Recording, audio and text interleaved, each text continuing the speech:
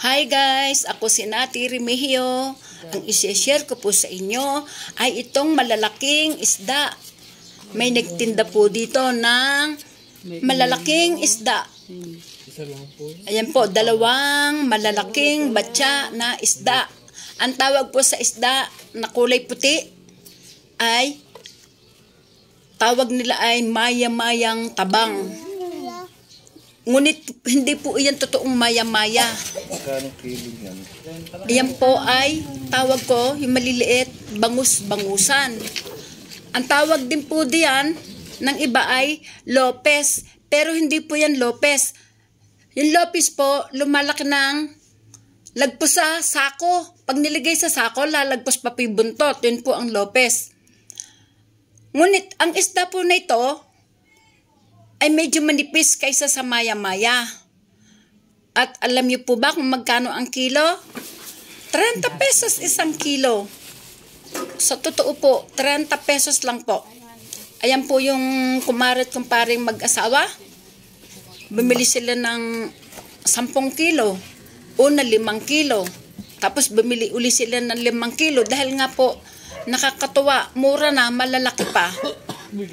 At kami naman po, ang nabili ko ay inabot ng 7 kilo. Sa halagang 200 pesos, 7 kilo po. Ay, napakarami po. At alam nyo din po ba, 120 na. yung dalawa lang na malaki ang aking iluluto.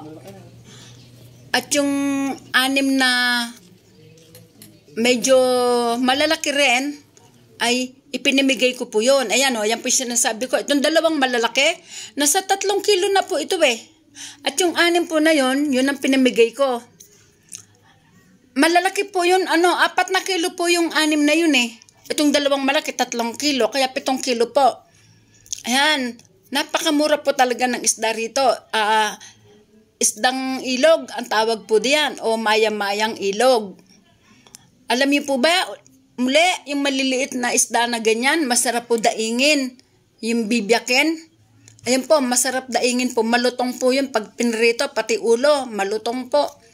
Kasi nga po, may kanipisan po yan. Dadaanin na lang po sa sangkap para po sumarap. At para nga po pala yan sumarap kapag dinaing, nilalagyan ko po ng liquid seasoning. Narito po yung dalawang malaki lang po ang aming iluluto. Ay, 2 araw din po namin yan iniinit-init. Di po namin agad naubos nung niluto ko yan eh. Dahil po sa tig-1 kalahating kilo po bawat isa. Ay ulo pa lang po napupuno na po yung kaserola eh. Pag nilagay may ulo.